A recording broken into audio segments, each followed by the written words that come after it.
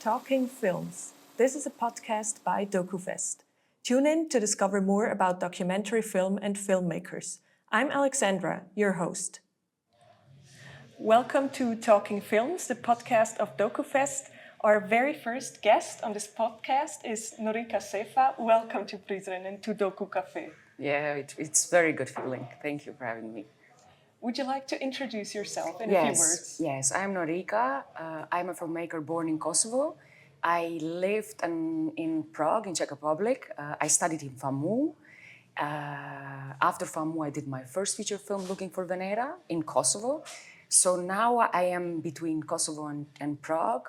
But I like to do films here because it's a place where I mostly feel like people and language and so on. So yeah, even my short film, which I am here in DokuFest, like a Sick Yellow, is very a Kosovar story. So yeah. And I'm glad we will talk about your new movie later. As a beginning, I would like to ask you a question we will ask all our guests. How was your trip to Prizren? Not very nostalgic because like I come to Prizren every year, but a lot happens within a year, especially when you are making a film and going around festivals. But here feels like more than festival. Here feels home. I don't know, like I grew up in DokuFest. Like, yeah, so it feels very good. That somehow I see within a year what happens to me as well. Yeah. Yeah. So this year you came to DokuFest and brought us the movie Like a Sick Yellow. For people who haven't seen it, could you explain shortly what it's about? Yes, this is a national premiere here, and it's a movie about it's film constructed by found footages of my own family, footages that I had in my hands for a long time, but I find that it's very important to tell the story. It's a story about a family member of me, but beyond that, a woman who is very happy in life, but there's always afraid that something will disturb this happiness because there are so much things happening in the world right now which kind of makes you not calm and a bit worried about what's the next day will bring.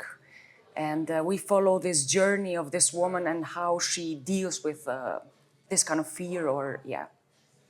So it's your family's footage or like your own footage.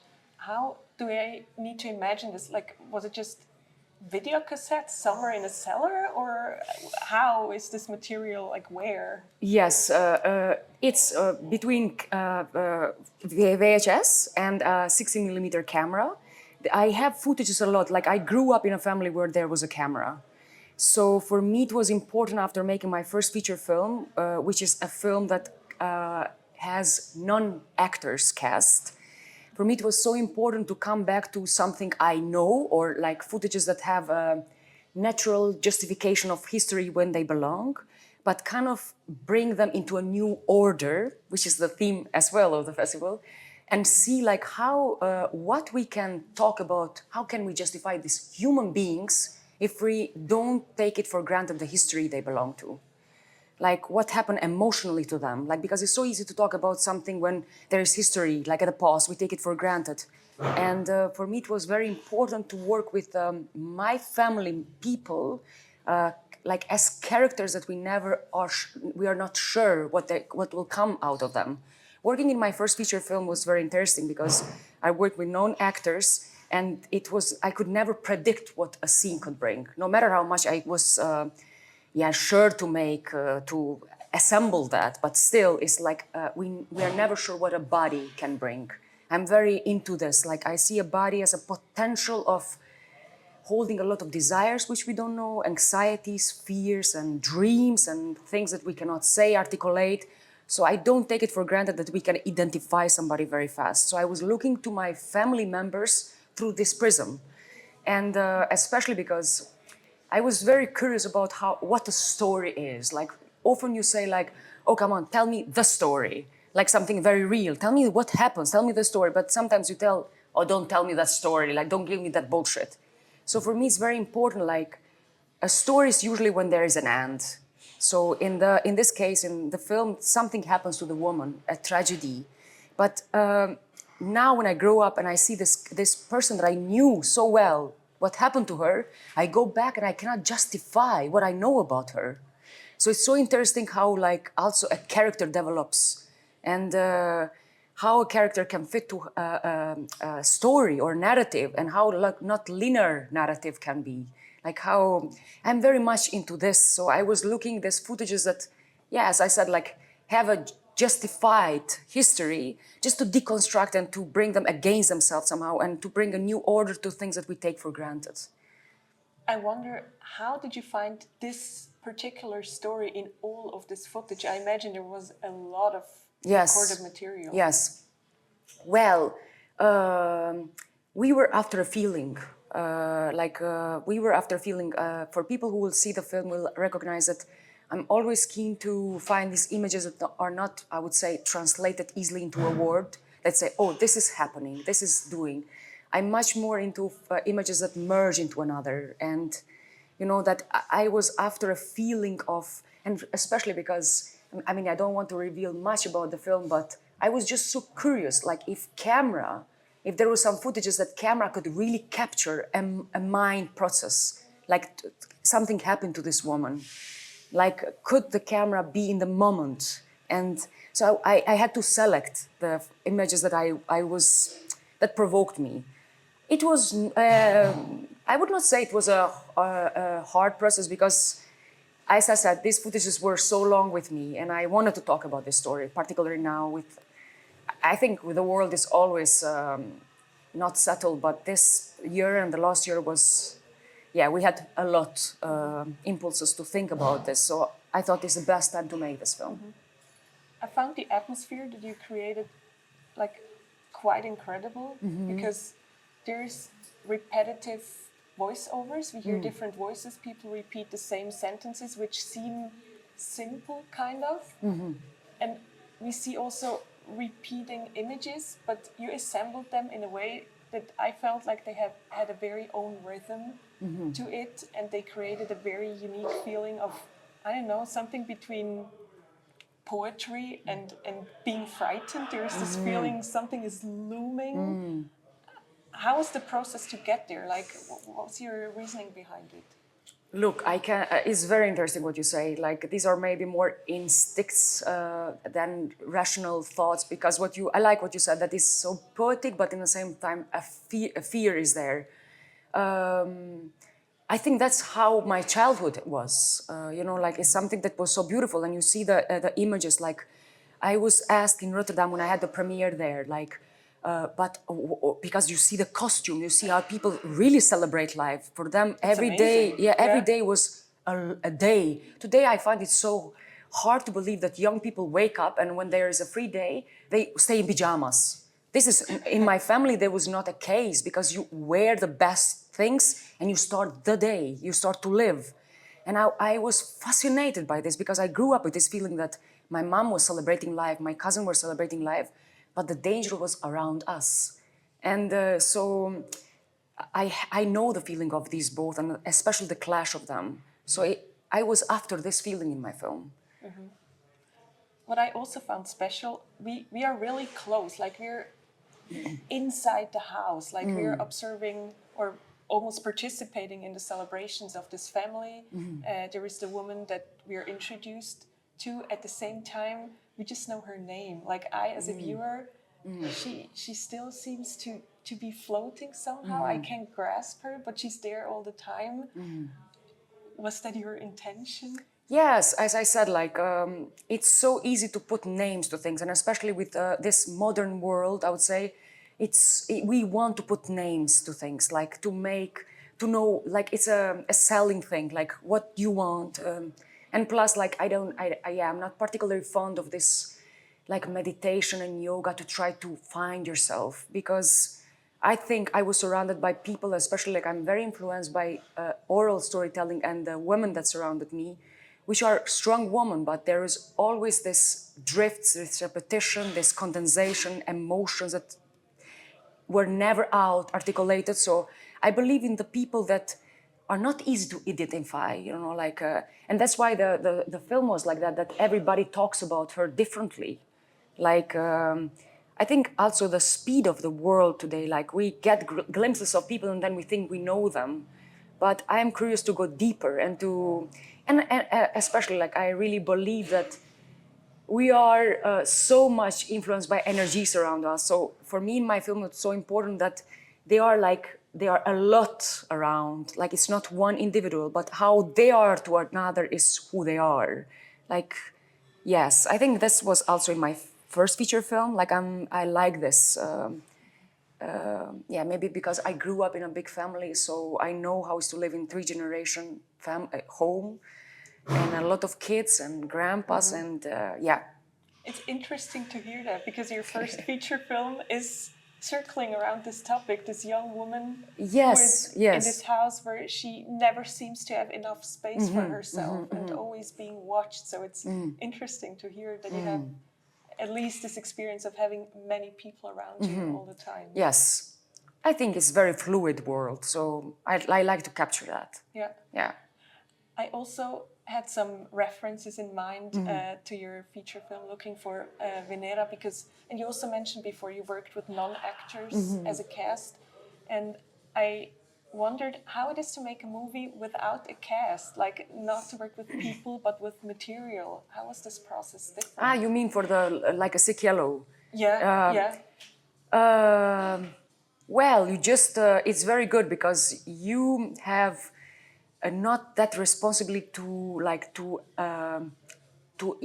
react what they give you, but they are given to you. Like it's not like a relationship. You are more like, and you have to be very careful because you cannot. I don't want to judge. It's not even my cinema that I judge. I'm rather like, I want to feel with them. So for me, it was much more important just to pay attention to bodies and to want to be surprised by them, no matter that I know them. You know, like as going back to childhood and trying to understand something and really like maybe just curious, staying curious about them and wanting to, yeah, to be surprised by something I think I didn't know. So it was more like I was given this to me than, you know, I was a relationship with them. I don't know how to, does this make sense?